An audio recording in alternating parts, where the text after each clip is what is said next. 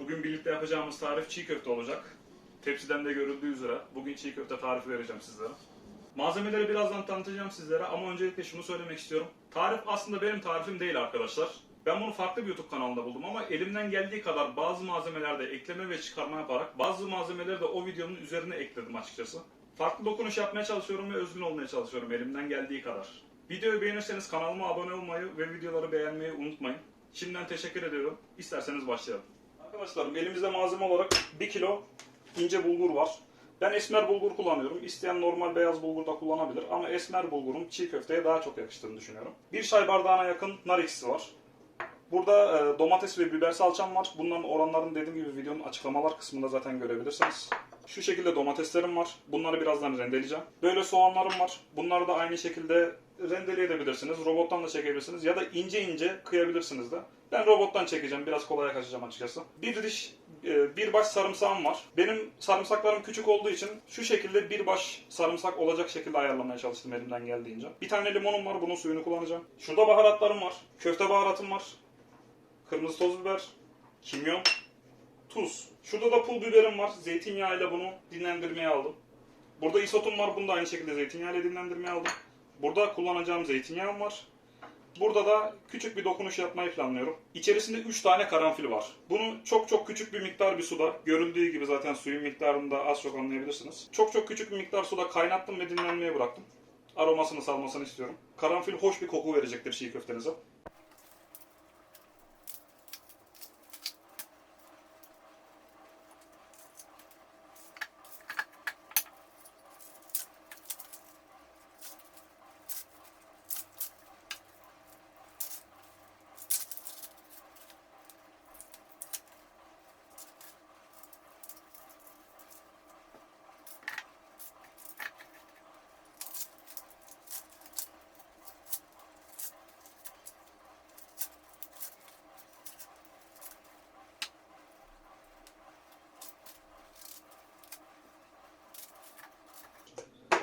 Çekeceğiz.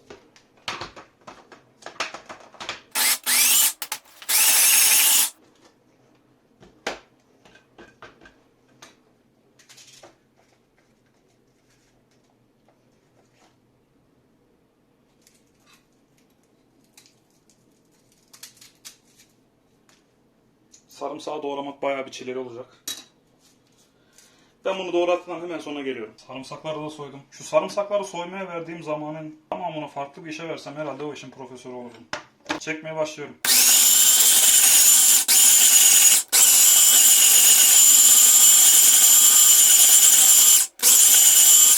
Bu kadarın yeterli olduğunu düşünüyorum.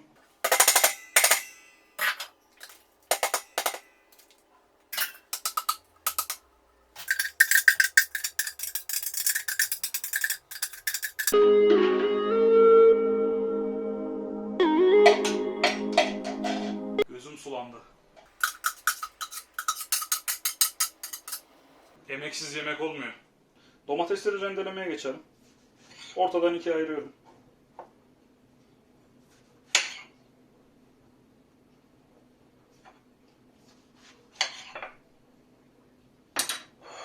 Yapmanız gereken şey elinize alıp şu şekilde rendelemek.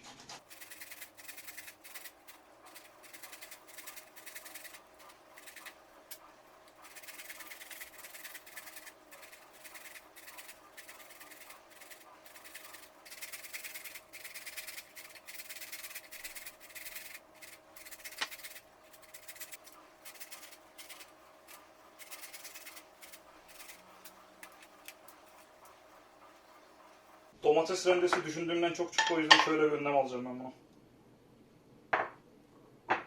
Soğanlarımızı zaten robottan çekmiştik. Şimdi yapmamız gereken biraz tuzumuz vardı ya. O tuzun hepsini de attım. Şöyle bir karıştırıyorum. Tuzları hafiften şöyle bir eritip soğanın suyunu daha da çıkartmak istiyorum. Tuz biliyorsunuz soğanla birleştiği anda soğanın suyunu çıkartacaktır. Salçam vardı. Salçamın hepsini de atıyorum.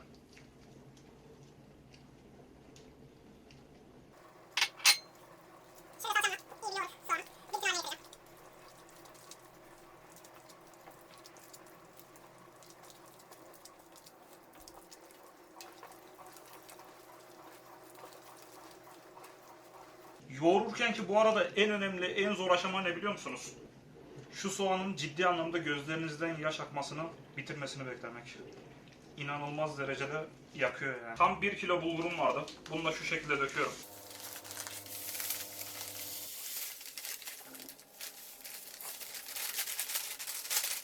Döktükten sonra başlıyorum yoğurmaya. Şimdi çiğ köfte ne kadar yoğrulur? Çiğ köfte arkadaşlar, yani ben bunu en az 45 dakika yoğuracağım bu şekilde. Arada bir size zaten kesitleri de göstereceğim. Zaten hepsini de çekmem mümkün değil. Çok çok uzun bir video olur. Mantıksız bir şey olacaktır.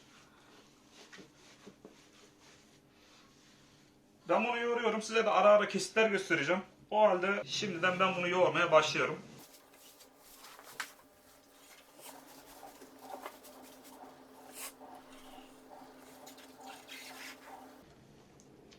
Bu arada ben yoğurmaya devam ediyorum. Çiğ köfteye bu rendelediğimiz domatesler vardı ya.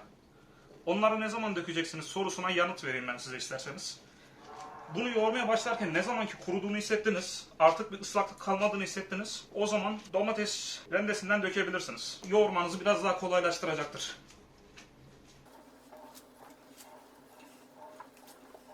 Şimdi benim çiğ köftem kurumaya başladı. Ben bunu nereden anladım?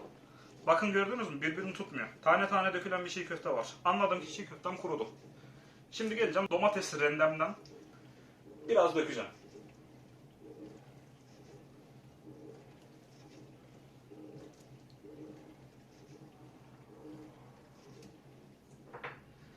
Rendemden döktüm, devam ediyorum.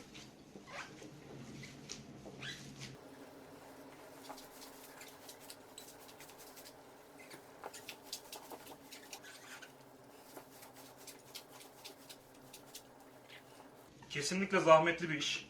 Biliyorum, farkındayım. Bayağı bir emek gerektiriyor. Ama dediğim gibi emek olmadan yemek de yiyemiyorsunuz. Gayet güzel.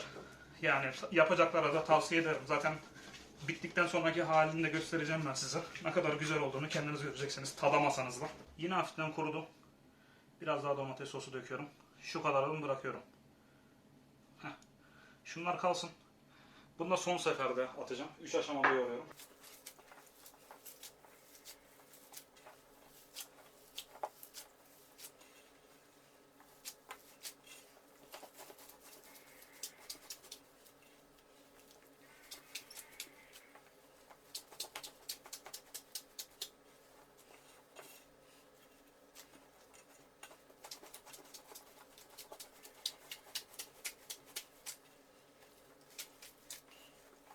Şimdi şu acılarımız vardı yani, zeytinyağına bulamıştım ben bunları. Bunları işin içine dahil etmenin zamanı geldi. Bu arada ben bunların yarısını falan kullandım. Bu biber miktarını, isot miktarını emin olun arttırabilirsiniz. Ben normalde bu kadar az acılı yemem. Beni tanıyan herkes bilir. Yengem yeni doğum yaptığı için onun da yemesini istiyorum ben. O yüzden bencillik yapmadan normal bir şekilde az acılı yapmayı tercih ettim. Burada da isotum var. Isot da kapkara, çok güzel. Çok güzel bir acı verecek bu. Siz acı seviyorsanız eğer daha da arttırabilirsiniz. Ha, diyorsanız ki bu benim için de yeterlidir, idealdir. Dur demek de size düşüyor. Dediğim gibi damak zevkinize göre kendiniz ayarlayabilirsiniz acı miktarında. Bu arada ben bunları döktüm ama yoğurmaya başlayalı tam yarım saat falan oluyor. Hemen hemen 30 dakika falan oldu. 30 dakika sonrasında biberleri de devreye attım. Biraz da böyle yoğuracağım.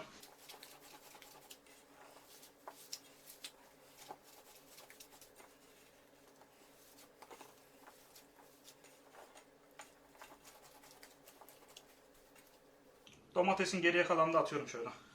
Bu şekilde de yoğurmaya devam ediyorum.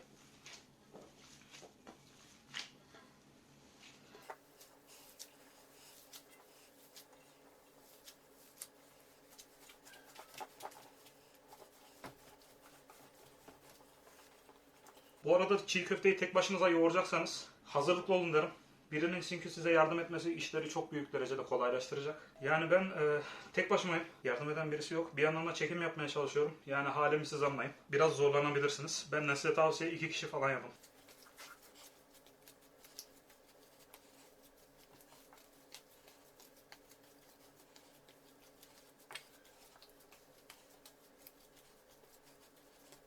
Bu arada arkadaşlar elimi göstermek istedim. Gördünüz mü? Patladı. Yani muhtemelen bilmiyorum ama yani yoğurma derecenize göre, sürenize göre patlayacaktır. Ben bunu hemen değiştirip geri devam ediyorum. Değiştirdim gördüğünüz gibi. Geri devam ediyorum.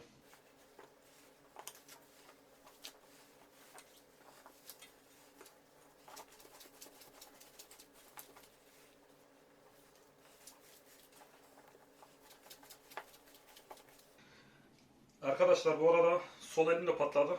Sol elimi de değiştirdim. Şimdi sırada ne var? Sırada baharatlar var arkadaşlar. Baharatları atacağız. Köfte baharatımı attım. Kimyonumu attım. Kırmızı toz biber. Şu şekilde onu da attım. Bir de bu benim karanfilim vardı ya. Karanfilimi şöyle taneleri gelmeyecek şekilde döktüm. Bir 10 dakika hemen hemen böyle yoğuracağım.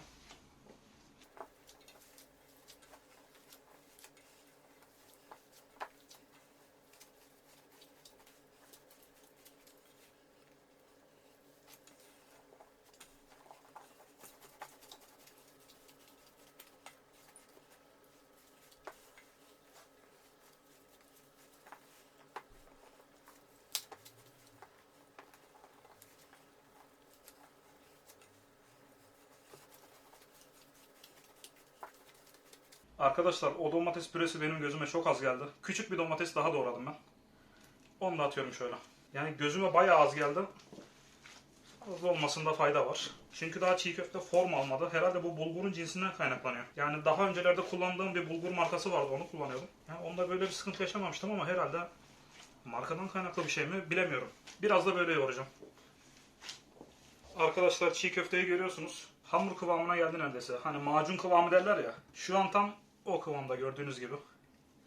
Şöyle bir daha. Gördüğünüz gibi. Şimdi sırada ne var biliyor musunuz? Nar ekşisi ve limon. Nar ekşisini şöyle gezdiriyorum.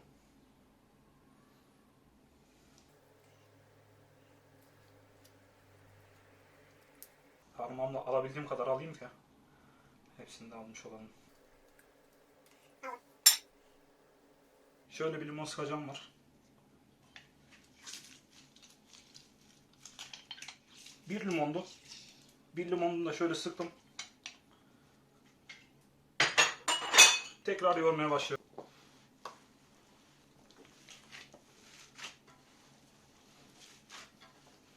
İnanılmaz güzel bir formda, görüyorsunuz değil mi? Birbirini tutmasını falan. Tam bir macun kıvamına geldi şu anda. Yoğurmaya devam ediyorum. Arkadaşlar eldiven yine patladı. Yani yine patladı, bunu değiştirip tekrar geliyorum. Aldım. Bir defa sıktım, attım. Hani şey yapmayın, şöyle elinizle böyle böyle yapıp da şöyle yapmayın. Ha, gerek yok. Bir kere sıktım, attım. Bir kere sıktım, attım.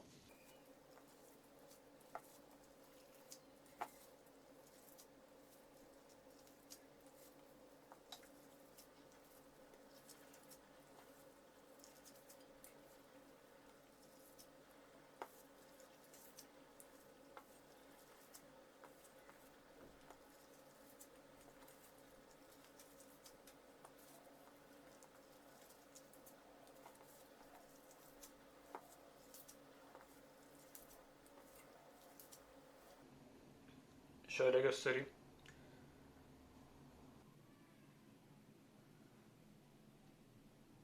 Selamlar. Çiğ köftemiz bitti. Emeğimizin karşılığını aldık gibi gözüküyor. Ne kadar emek harcadığıma dair bak. Gördünüz mü tera? Daha da fazlaydı. Şimdi ben etrafı toparladım ettim de yine bir kurumuş, pek gözükmeyen hali. Yani gözüküyor mu da bilmiyorum ama şuralar hep ıslak şu anda, şuralar falan. Neyse. Dilerseniz bir tadına bakalım. Sonra size bir yorumlarımı aktarayım ben. Şöyle.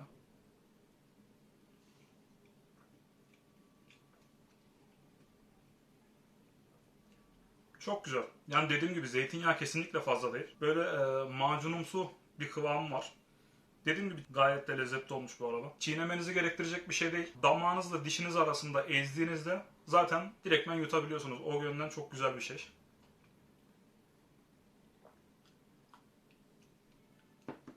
Yani deneyecek olanlar varsa şimdiden öneririm. Videomu beğendiyseniz kanalıma abone olmayı unutmayın. Videoyu beğenirseniz sevinirim. Şimdiden teşekkür ederim. Kafamda çok daha farklı tarifler de var. Bu sadece kanalın giriş tarifleri olduğu için şu anda açıkçası o kadar üzerine düşülmüş tarifler gelmiyor. Farkındayım. Görsellikten biraz daha uzağız, onun da farkındayım. Yani bunun da sebebi, ben ilk defa hayatımda böyle bir çekimler yapıyorum. Yani daha profesyonel oldukça tabii ki de işin seyri değişecektir. Şimdiden teşekkür ediyorum. Deneyecek arkadaşlara şimdiden afiyet olsun. İyi günler diliyorum hepinize. Görüşmek üzere.